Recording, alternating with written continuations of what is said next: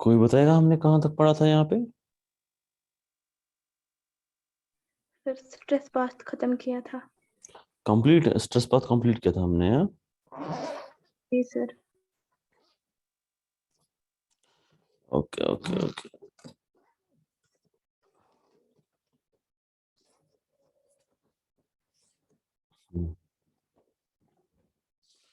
सो next topic जो छोटा सा, अब हमें छोटे छोटे टॉपिक्स रहते हैं कुछ। तो पहला हमें रहता है लिक्विफेक्शन ऑफ सॉइल।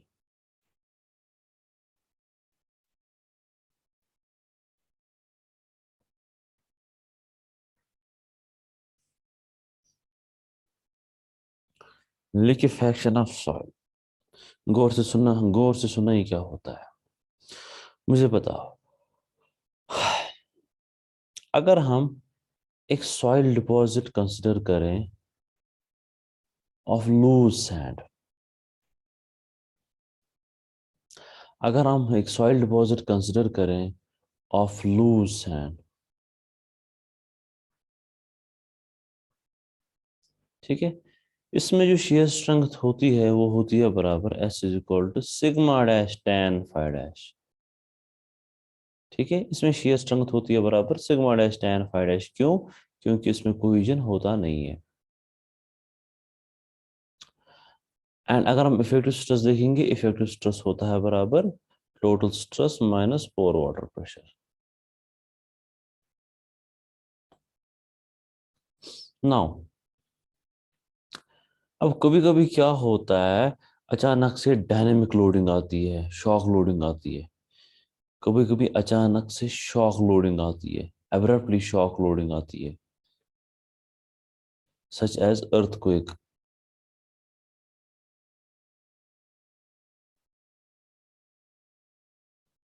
अब इस अर्थक्वेक की वजह से क्या होता क्या है, पोर वाटर प्रेशर जो है वो इंक्रीज होता है। ठीक है, पोर वाटर प्रेशर इंक्रीज होता है।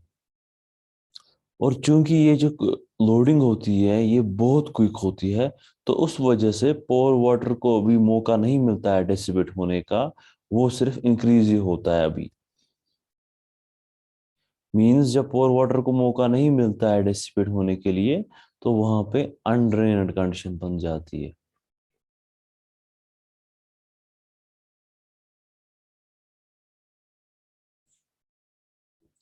खैर, तो जो ड्यू टू शॉक लोडिंग जब पोर वाटर प्रेशर इंक्रीज होता है, अगर ये इतना इंक्रीज होता है कि that it becomes equal to total stress, अगर ये इतना इंक्रीज हो गया कि ये इक्वल हो गया to the total stress, then soil में इफेक्टिव स्ट्रेस क्या बन जाएगा? जीरो बन जाएगा। और अगर सॉइल में इफेक्टिव स्ट्रेस जीरो बन गया, शेयर स्ट्रेंथ भी क्या बन जाएगी? शेयर स्ट्रेंथ भी जीरो बन जाएगी। जब शेयर स्ट्रेंथ भी जीरो बन जाएगी, सॉइल में लोड बेरिंग कैपेसिटी ही खत्म हो जाएगी। ठीक है, जब सॉइल में शेयर स्ट्रेंथ भी जीरो हो गई, तो सॉइल में लोड बेरिंग कैपेसिटी ही खत्म हो जाएगी। और जो भी स्ट्रक्चर इस सॉइल पे होगा वो नीचे धंस जाएगा, दैट विल फॉल डाउन। और इस कंडीशन को हम बोलते हैं लिक्विफेक्शन ऑफ सॉइल। समझ आया सबको? Yes sir. रिपीट करूं? रिपीट करूं किसी के लिए? No sir.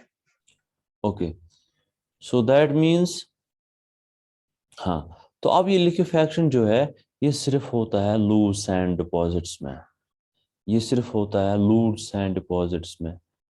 Dense sand deposits में ये नहीं होता है।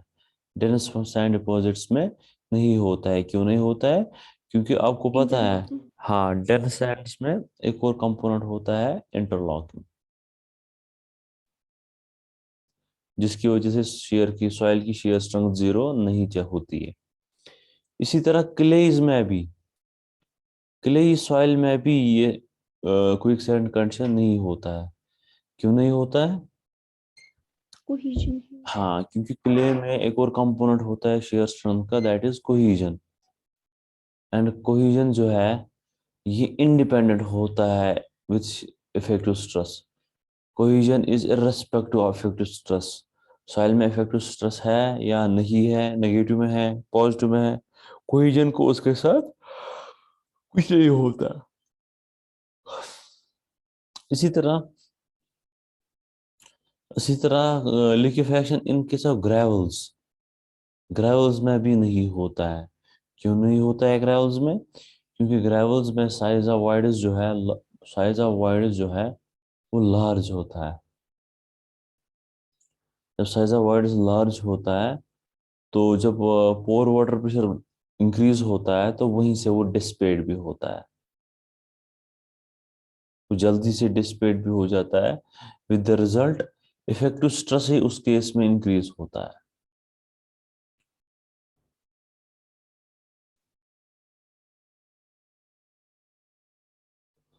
आया समझ? जी sir. Yes sir. So this was liquefaction of soil. Next is, समझ आया कि नहीं आया? बाकी को भी बता रहा हूँ। Yes sir. Okay. Next is angle of repose.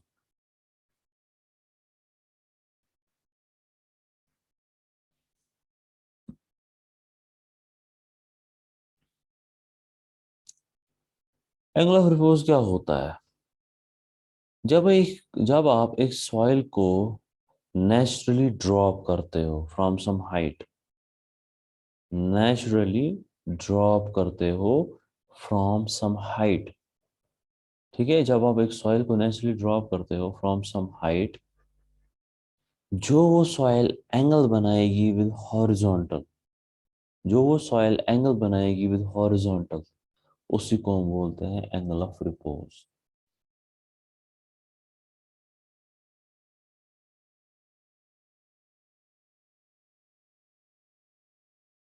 ठीक है, जो वो एंगल बनाएगी विद हॉरिजॉन्टल, ये वाला एंगल, इसी एंगल को हम बोलते हैं एंगल ऑफ रिपोज। ठीक है, इसकी ज्यादा इंपॉर्टेंस होती है कोहेशनलेस सॉइल्स में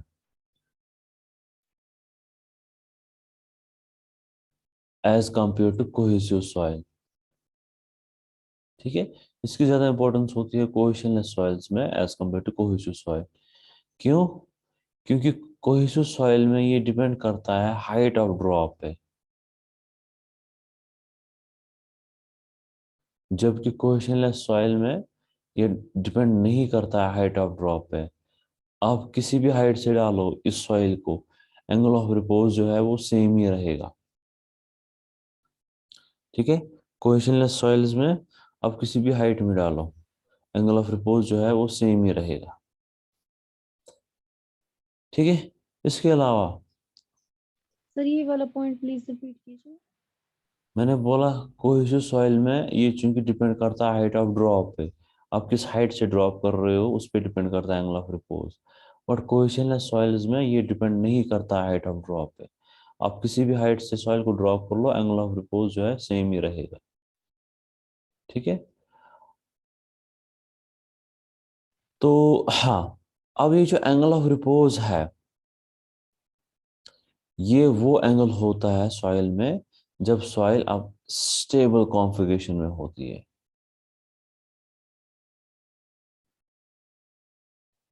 ठीक है, और एंगल ऑफ रिपोज कौन सा एंगल होता है? आप कह सकते हो ये वो एंगल है जो सॉइल में होता है इन स्टेबल कॉन्फ़िगरेशन, जब सॉइल स्टेबल कॉन्फ़िगरेशन में होती है। और कोहेशनलेस सॉइल्स में ये एंगल ऑफ रिपोज होता है बराबर angle of internal friction.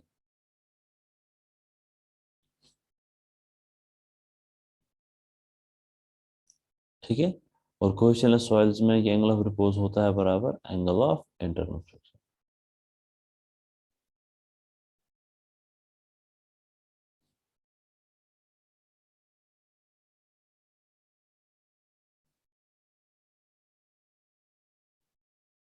Clear?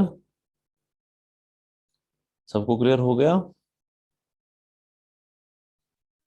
Yes सब बात। थोड़ा सा टॉपिक है। कॉलेज किस किस को आना है? सर मुझे इरम को। आप प्लीज थोड़ा सा, आप प्लीज रिकॉर्डिंग देखना इसकी, थोड़ा सा है। ठीक है। ठीक है सर हम लीव करें फिर। हाँ हाँ, आप लीव करो, जिसको कॉलेज जाना है वो लीव करो। ओके सर अल्लाह। ओके, अल्लाह हाफिज। सर मुझे भी जाना। ओके हाँ। Okay.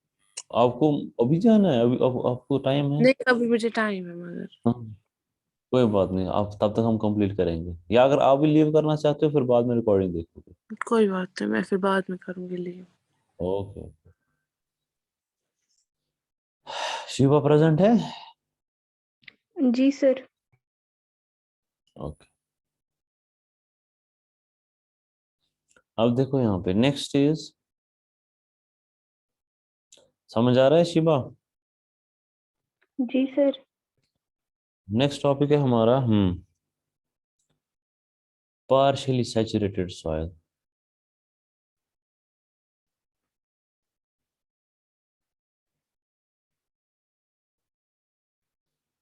Under U condition.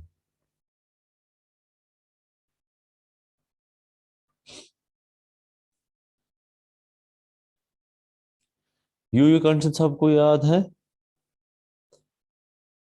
You condition है ना सबको याद? आपको अगर याद होगा यू कंडीशन में in terms of total stress, आपको याद होगा अगर हम एक सैचुरेटेड सॉइल को यू टेस्ट करते हैं और फेलियर एनवेलप देखते हैं in terms of total stress, वो हमें मिलते हैं वहां पे मिलते हैं Mohr circle of uniform dia, ऐसे। और फिर फेलियर एनवेलप ऐसा आता है। और अगर हम देखेंगे in terms of effective stress, आपको अगर याद होगा in terms of effective stress, अगर हम मोहर सर्कल प्लॉट करें तो हमें एक ही मोहर सर्कल प्लॉट कर सकते हैं, क्योंकि उसके बाद जो जितने भी मोहर सर्कल होंगे वो सारे कोइंसाइड होते हैं इसी मोहर सर्कल में। ये था failure envelope in case of saturated soil.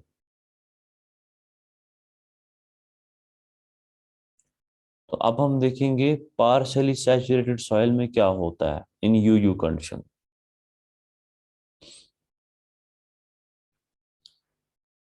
Okay. In saturated soil, in saturated soil under U condition, उसमें no volume change takes place.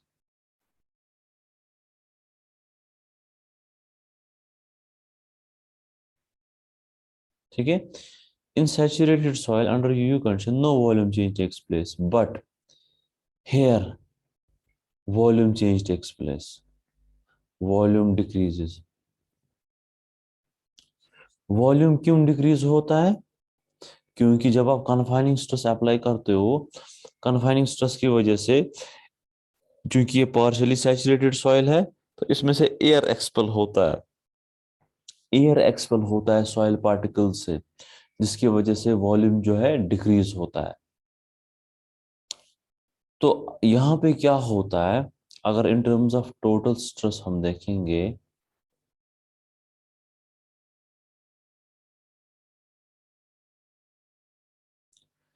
जितना आप कन्फाइनिंग स्ट्रेस इंक्रीज करोगे उतने मोहर सर्कल का साइज इंक्रीज होगा।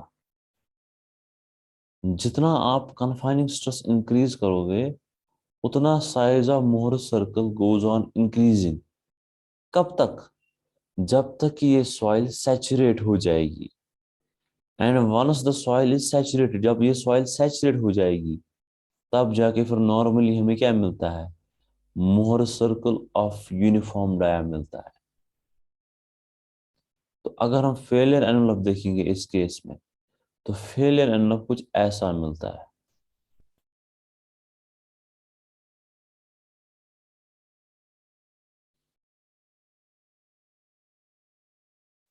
ठीक है, समझ आया?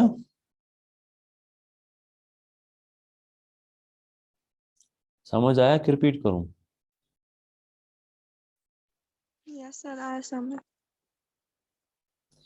तो सिमिलरली अगर आप देखोगे failure envelope in terms of effective stress, अगर आप देखोगे failure envelope in terms of effective stress,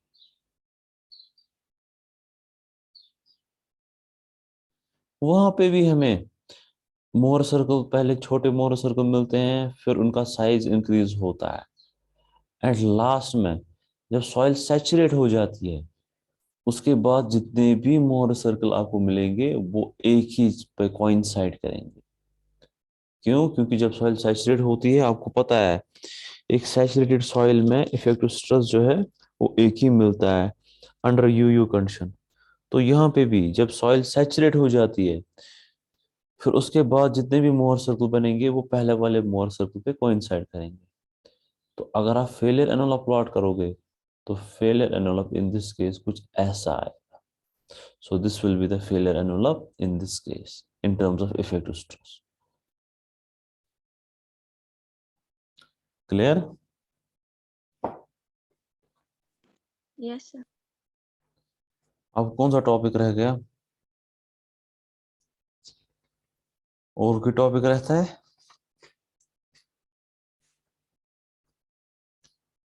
okay, और कोई टॉपिक रहता है?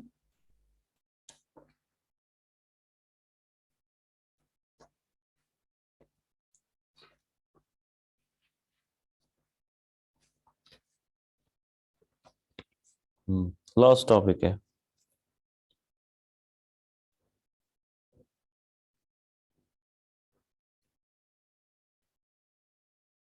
Pore pressure parameters.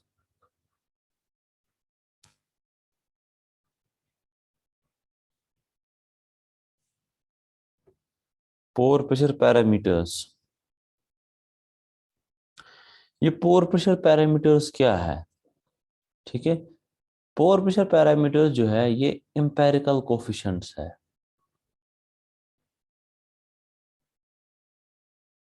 ये एम्पेरिकल कोफिशिएंट्स है जो हमें बताता है, जो हमें बताते हैं response of pore water pressure,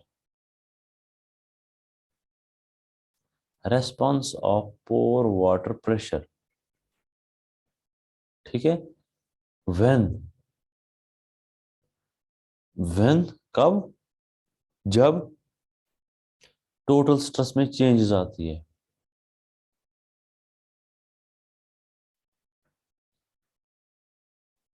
but in undrained condition.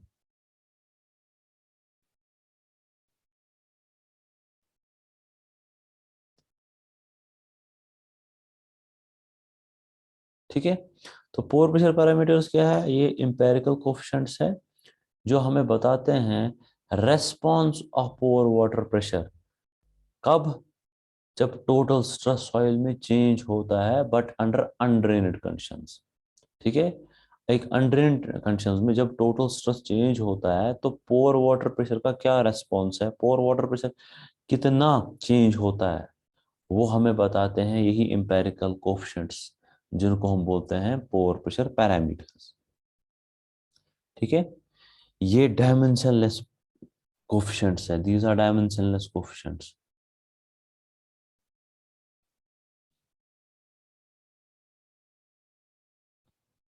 और ये दिए थे स्कैम्पटन ने, ये दिए थे स्कैम्पटन ने, इसलिए इनको बोला जाता है स्कैम्पटन्स पोर प्रेशर पैरामीटर्स, इसलिए इनको बोला जाता है स्कैम्पटन्स pore pressure parameters.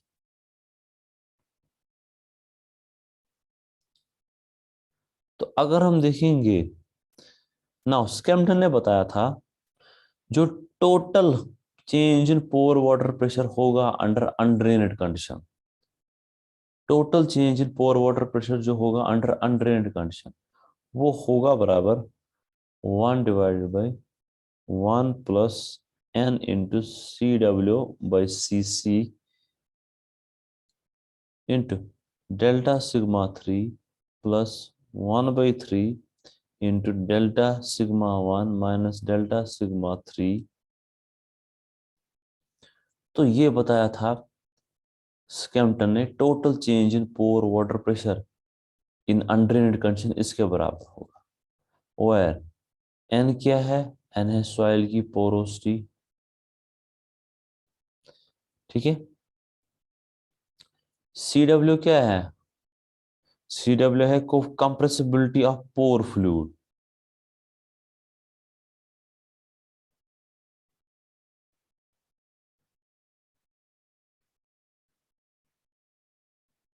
Compressibility of pore fluid, pore fluid का मतलब जो पोर्स में फ्लूइड होगा। अब पोर्स में फ्लूइड या तो एयर भी हो सकता है या वाटर भी हो सकता है। इसी तरह CC compressibility of soil skeleton.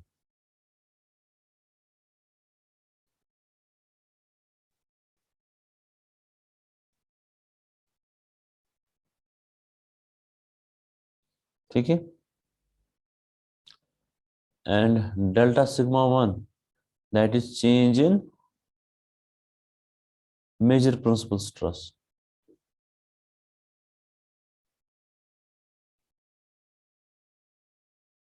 Delta sigma 3 change in minor principal stress.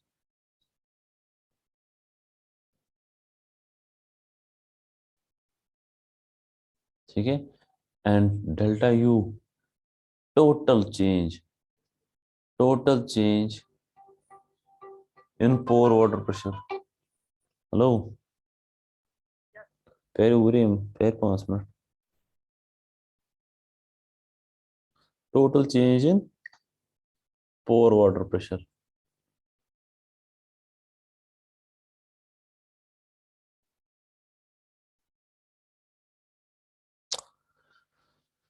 Now ये वाली टर्म जो है ये स्कैम्पटन ने रखा था as pore pressure parameter B।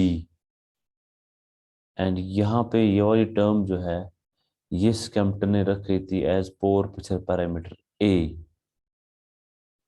ठीक है। तो अब हम देखेंगे then total change in pore water pressure किसके बराबर होगा? B into delta sigma 3 plus A into delta sigma 1 minus delta sigma 3, where B किसके बराबर है? where B is equal to 1 divided by 1 plus n CW by CC। Now अगर हम इनको break करेंगे तो delta U is equal to B delta sigma 3 plus AB delta sigma 1 minus delta sigma 3। This AB is equal to another parameter A dash. So delta U is equal to B delta sigma 3 plus A dash delta sigma 1 minus delta sigma 3। तो ये आपको equation मिल गई, ये आपको equation मिली of total change in pore water pressure. And here parameters A and B यही है स्कैम्पटन्स pore pressure parameter, यही है स्कैम्पटन्स पोर प्रेशर पैरामीटर। यहां तक समझ आया सबको? यस सर, आ गया समझ। सबको आ रहा है समझ? बॉक्यूम को भी आ रहा है समझ? जी sir. Now this total change in pore water pressure in undrained condition. आपको पता है अनड्रेन्ड कंडीशन में दो स्टेज होते हैं, एक होता है कंसोलिडेशन स्टेज और दूसरा होता है शेयर स्टेज। तो total change in pore water pressure जो है वो किसके बराबर होगा? Change in pore water pressure in consolidation stage delta U1 plus change in pore water pressure in shear stage that is delta U2।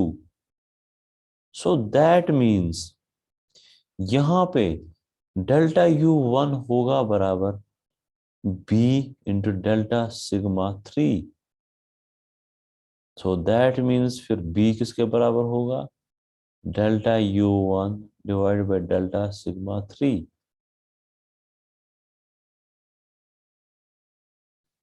And delta U2 change in pore water pressure in shear stage, वो किसके बराबर होगा?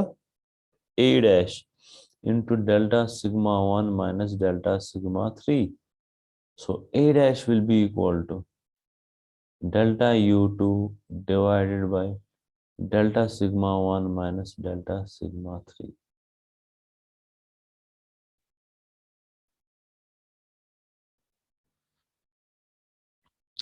Now this pore pressure parameter B, ठीक है, this pore pressure parameter B ये हमें देता है response of pore water pressure with the change in total stress in consolidation stage.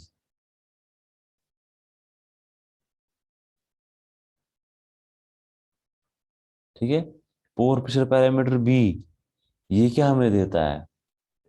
Response of pore water pressure with change in total stage, change in total stress, लेकिन किस stage में? Consolidation stage में. And pore pressure parameter A dash ये क्या हमें देता है? ये हमें देता है response of pore water pressure when the total stress changes, किस स्टेज में? इन shear स्टेज.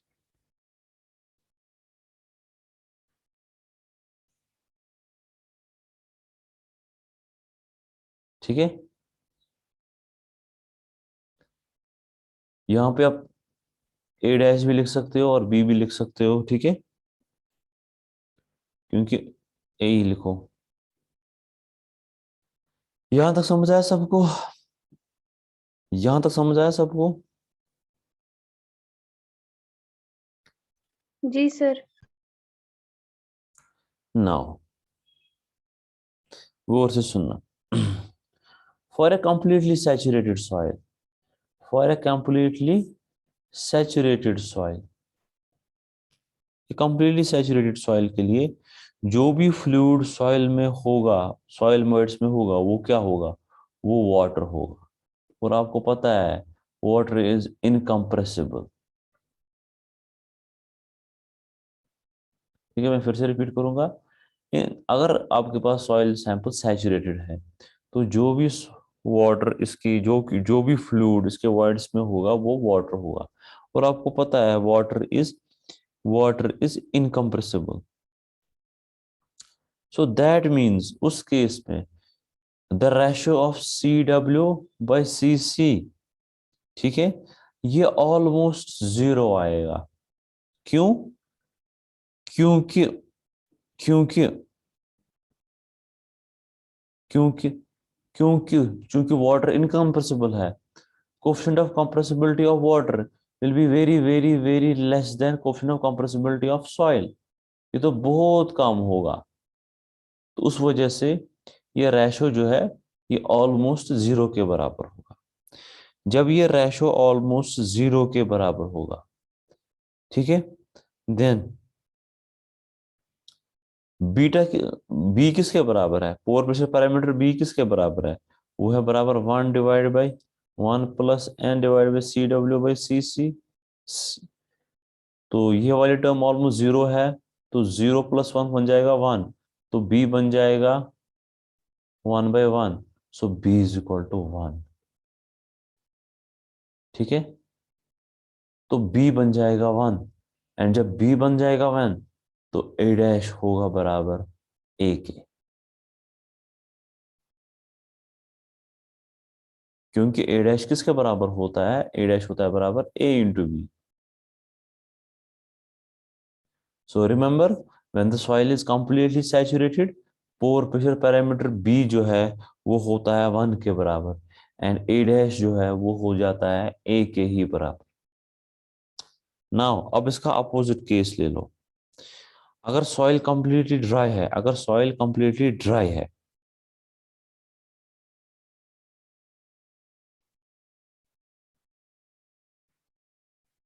अगर सॉइल कंप्लीटली ड्राई है, तब क्या होगा? तब वॉइड्स में क्या होगा? तब वॉइड्स में एयर होगा, ये but air is highly compressible. Air तो हाईली कंप्रेसिबल है. So that means coefficient of compressibility of air CW वो है बहुत बहुत बहुत ज्यादा as compare to coefficient of compressibility of soil. ठीक है,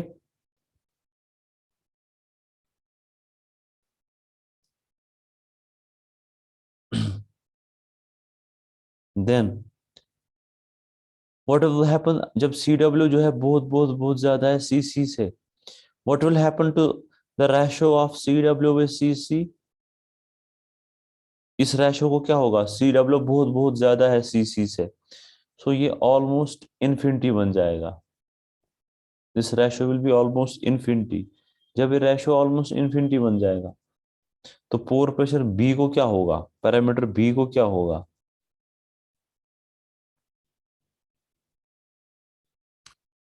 सो जब ये ऑलमोस्ट इन्फिनिटी बन जाएगा तो यहाँ पे क्या मिलेगा, B is equal to 1 divide by 1 plus infinity. तो B होगा बराबर 1 प्लस इन्फिनिटी, तो इन्फिनिटी होता है, और 1 बाई इन्फिनिटी कितना होता है, 1 बाई इन्फिनिटी कितना होता है, किसी को नहीं पता है? 1 बाई इन्फिनिटी होता है 0 के बराबर।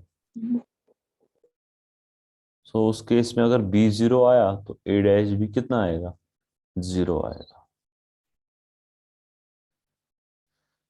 So that means if the soil is dry, so that means if the soil is dry, then तब दोनों पोर प्रेशर पैरामीटर्स किसके बराबर आते हैं, 0 के बराबर आते हैं।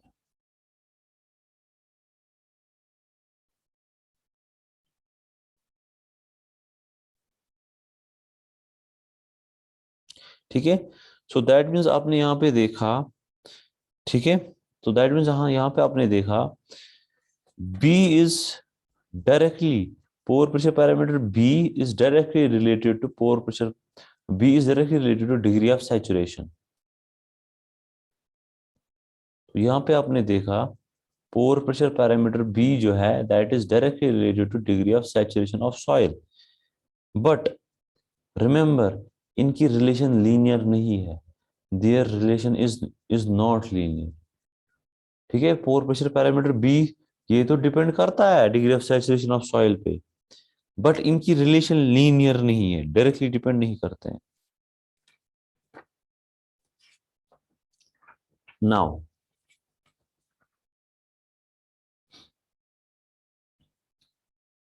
ठीक है, नाउ पोर प्रेशर पैरामीटर अब B कैसे आप डिटरमाइन करोगे?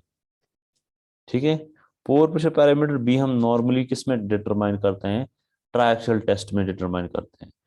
तो आपको पता है पोर प्रेशर पैरामीटर B किसके बराबर होता है, change in pore water pressure divided by change in, क्या था, change in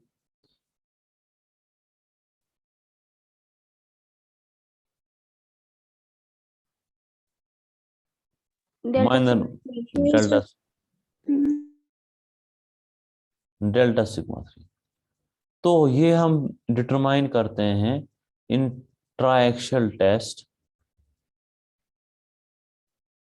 under UU condition in consolidation stage.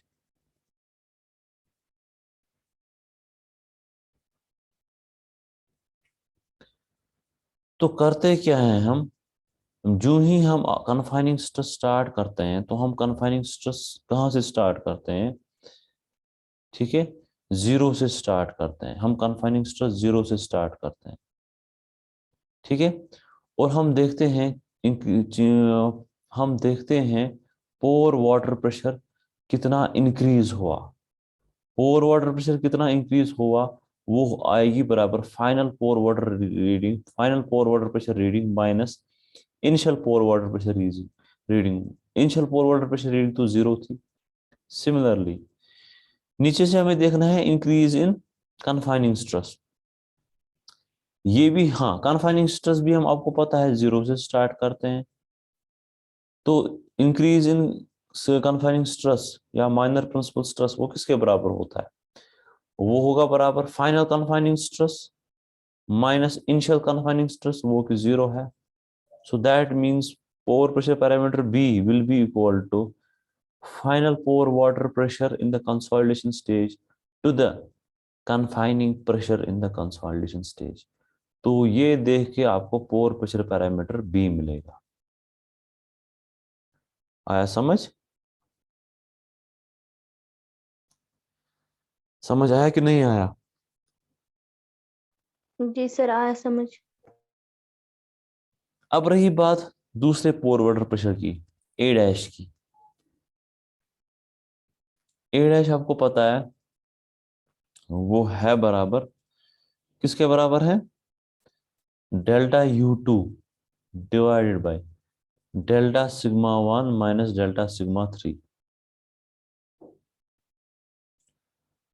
अब डेल्टा U2 क्या है? Delta U2 is the change in pore water pressure and delta sigma 1 minus delta sigma 3, तो ये क्या है? Delta sigma 1 minus delta sigma 3, it is a change in deviator stress. क्योंकि आपको पता है सिग्मा 1 माइनस सिग्मा 3 होता है डेविएटर स्ट्रेस, तो delta sigma 1 minus delta sigma 3 क्या होगा? Change in deviator stress. और ये पैरामीटर हम निकालेंगे in shear stage. Shear stage में हम निकालेंगे ये पैरामीटर। कैसे निकालेंगे? तो A dash will be equal to, आपको पता है at the end of consolidation stage soil में पोर वाटर प्रेशर कितना था? U1। U1। तो जब आप डेविएटर स्ट्रेस अप्लाई करोगे अप टू सर्टेन मान लो आपने डेविएटर स्ट्रेस अब अप्लाई किया अप टू फेलियर, ठीक है? तो फेलियर के टाइम आप देखोगे अब पोर वाटर प्रेशर कितना है। मान लो अब पोर वाटर प्रेशर U2 है, so what will be the change in pore water pressure? Change in pore water pressure आएगा U2 माइनस इनिशियली कितना था?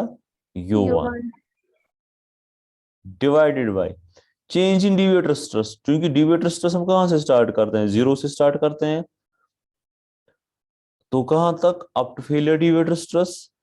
तो if failure deviator stress is sigma D minus initial is 0, तो A dash will be equal to U2 minus U1 divided by sigma D. तो ये use करके आपको क्या मिलेगा? आपको पोर प्रेशर पैरामीटर ए डैश में। हम कैसे अरेंज के?